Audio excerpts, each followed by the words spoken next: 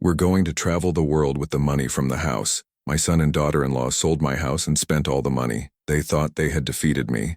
But what they took a long time to learn is that the luxury cruise trip was taken by. My name is Arthur, and for 65 years I lived in the same modest house built with my own hands.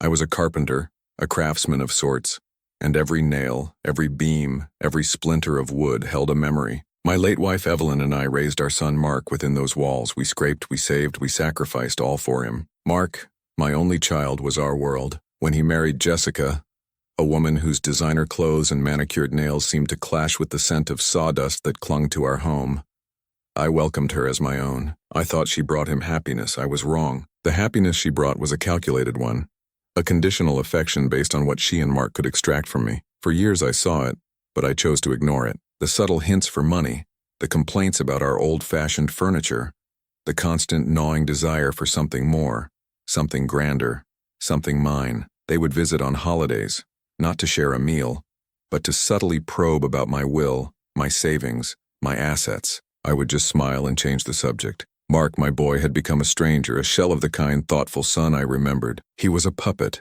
a weak-willed echo of his wife's greed. The final straw came, not with a roar, but with a whisper, a casual, cruel pronouncement, delivered with the cold confidence of those who believe they have already won. I had been having some minor health issues, nothing serious, but enough to make them concerned.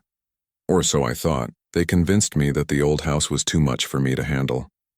The stairs were a hazard, the garden was a burden. "It's for your own good, Dad," Mark had said, his voice laced with feigned concern. "You need a modern, accessible place, somewhere we can visit you easily." They spoke of a cozy retirement village, a place where I would be taken care of.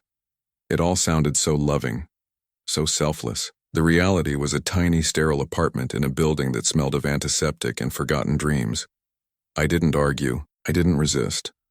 I just watched as they signed the papers, as they handed over the keys to a place that held my entire life. They sold my home without a second thought. My home, the one I had built. The day the check cleared, they came to see me at the retirement home, their faces alight with a cruel, triumphant joy. They didn't even try to hide it. Jessica held her phone, scrolling through pictures of exotic locations. Mark leaned against the wall, a self-satisfied smirk on his face. "Dad," Mark said, his voice a little too loud, a little too proud. "Guess what? We're going to travel the world with the money from the house," Jessica chimed in, her voice a high, chirpy squeal. "A luxury cruise, Arthur. The Mediterranean, the Caribbean, all the places you always talked about but never saw." They thought they had defeated me. They thought I was a harmless old man, too naive to understand what they had done. They believed they had taken everything. What they failed to realize, however, was that the story of the house wasn't about its value. It was about the foundation, and on a foundation of betrayal you can build nothing but a trap. They thought they had defeated me, but what they took a long time to learn is that the luxury cruise trip was taken by, but that's a story for the end. First, you need to understand how they had miscalculated. The afternoon Mark and Jessica announced their grand plans, I didn't react. My face was a mask of placid acceptance. I nodded along as they described the itineraries, the first-class cabins, the all-inclusive drinks.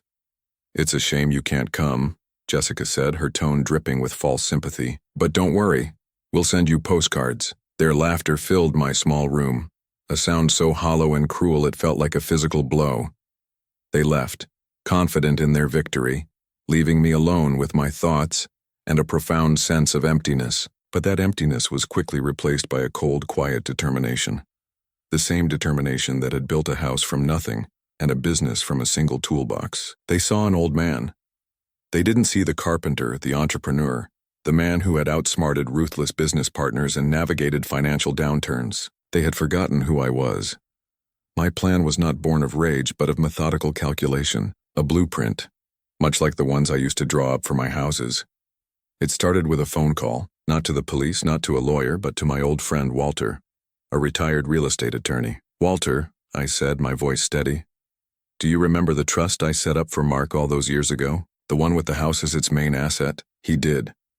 I had established the trust when Mark was a boy, a complex legal structure designed to protect the property from creditors or any future financial missteps, a foresight my son, in his greedy haste, had failed to recognize.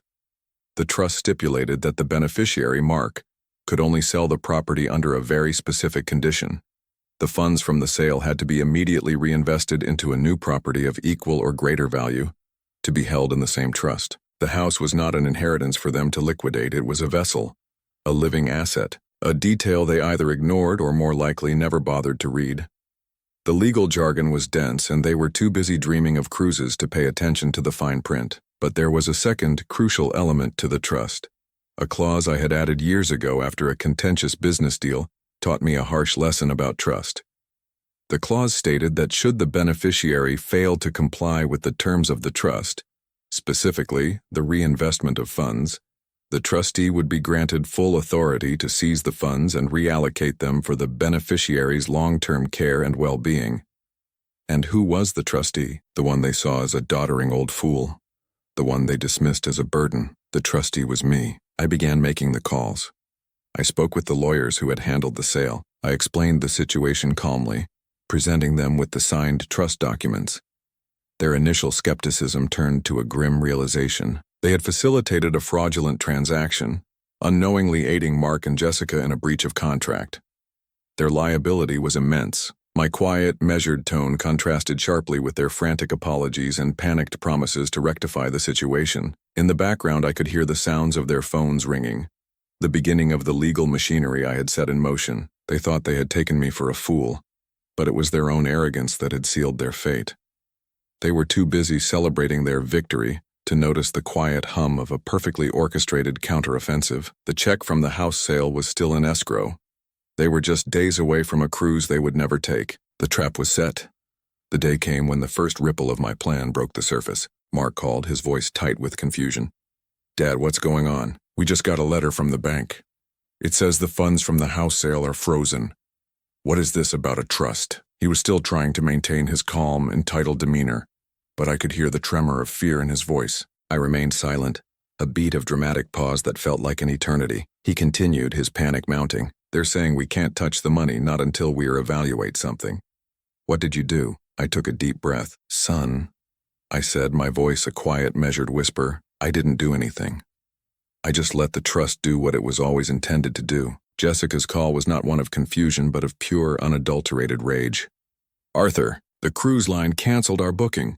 They said our payment was reversed." "What the hell is going on?" Her high-pitched screech was a far cry from the smug, saccharine tone she had used just days before. The funds they thought they had were being meticulously siphoned away, not by my hand, but by a legal document they had so carelessly ignored. The trustee, me, was taking control. The money from the house sale was now legally my long-term care fund, a fact that was both true and a beautiful, ironic lie. It was my money, and I was going to use it for my long-term care, which I had decided would involve a certain amount of dignified travel. The subsequent weeks were a spectacle. The phone calls, the panicked texts, the threats that dissolved into desperate pleas. They had lost everything they had so eagerly stolen. Their credit cards were maxed out from a shopping spree in anticipation of their travels, their savings depleted by their reckless spending on new luggage and gadgets. They were left with nothing but a mountain of debt and the bitter, humiliating knowledge that an old man they had deemed a fool had outsmarted them at their own game. The legal fallout was swift and brutal. The law was on my side. I had a rock-solid case. Not only did I recover the full amount of the sale, but I also had a legally binding document that left them completely powerless. Their attempt to manipulate me had resulted in their total financial ruin. They lost their dignity, their self-respect, and their fragile sense of superiority. With the money from the house sale back in my control, I did what I had planned all along. Walter, my old friend, and I boarded a ship, a first-class, all-expenses-paid luxury cruise, the very one Mark and Jessica had boasted about. The same stateroom, the same itinerary. As we stood on the deck, the ocean stretching out before us, a warm breeze on my face, Walter raised a glass of champagne. "To poetic justice," he said with a wry smile. I clinked my glass against his. "To dignity," I corrected him. I was finally at peace. The weight of their ingratitude, their greed was gone. I had my freedom back, my dignity restored, and a new adventure to embark upon. I never looked back. The last I heard, Mark and Jessica were living with Jessica's parents, their world having crumbled around them, a consequence of their own callousness. They thought they had defeated me, but what they took a long time to learn is that the luxury cruise trip was taken by the man they left behind.